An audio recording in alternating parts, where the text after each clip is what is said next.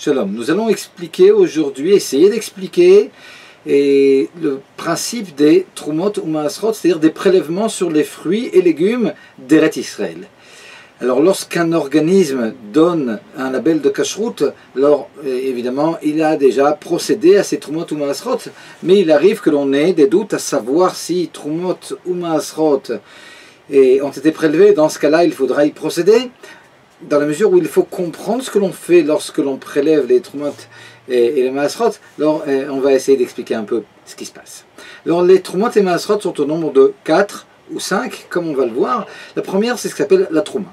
Alors la Trouma, et à l'époque du Beth Amikdash, c'était à peu près 2% de la récolte qui était donnée au Kohen, et ce Kohen devait, lui ou l'un des membres de sa famille, la consommer alors qu'il était pur. Dans la mesure où aujourd'hui, de toute façon, tout le monde est impur, et qu'il est interdit de consommer de la Trouma lorsque l'on est impur, et qu'à l'époque où le Beth Amikdash est détruit comme aujourd'hui, l'obligation de prélever des Trumot ou Maasrot n'est qu'une obligation de nos sages, alors ces sages nous disent qu'il suffit finalement de prélever une quantité infime. On n'a plus besoin de prélever 2%, mais même beaucoup moins que ça. Cette quantité sera mise de côté et puis jetée finalement, dans la mesure où elle ne peut pas être consommée par le Kohen. Le prélèvement, il faut absolument y opérer, mais ça sera jeté.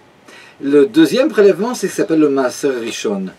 Le Maaser Rishon, c'est 1/10 de ce qui reste après le premier prélèvement de Trouma. Il est donné aux Lévi. Dans la mesure où aujourd'hui on n'a pas de Lévi dont on peut être sûr à 100% qu'ils sont réellement Lévim, alors on prélève le Maaser Rishon, mais il reste parmi les fruits et légumes que l'on consommera en fin de compte.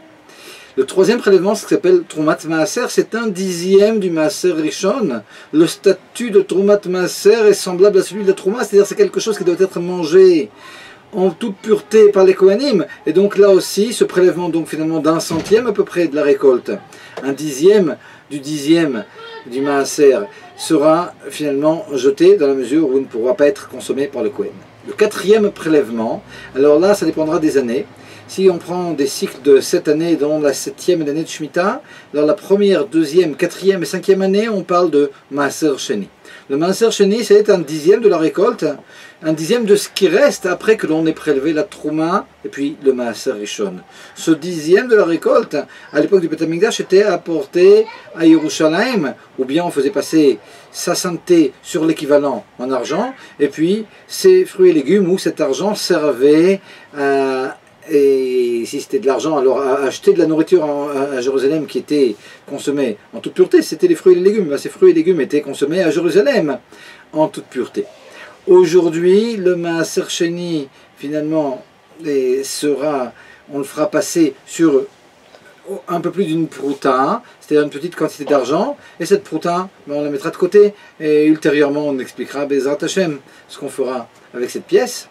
Et le dernier prélèvement, alors c'est quelque chose qui est parallèle au Maaser Sheni, c'est le Maaser Ani, c'est pour les 3e et 6e années du cycle de cette année, c'est 1/10 de ce qui reste, de la même façon pour le Maaser Sheni, c'est 1/10 de ce qui restait après Trouma et Maaser Rishon, là aussi c'est 1/10 de ce qui reste après Trouma et Maaser Rishon, mais les années 3e et 6e, et lorsque l'on prélève ce prélèvement qui est destiné normalement aux pauvres, mais uniquement par doute si le prélèvement a été ou non opéré, on ne sera pas obligé de donner finalement ce prélèvement aux pauvres. Il faudra prélever, mais là aussi, un peu comme pour le Maaser Rishon, le Maaser Ani restera dans les fruits finalement, sera consommé.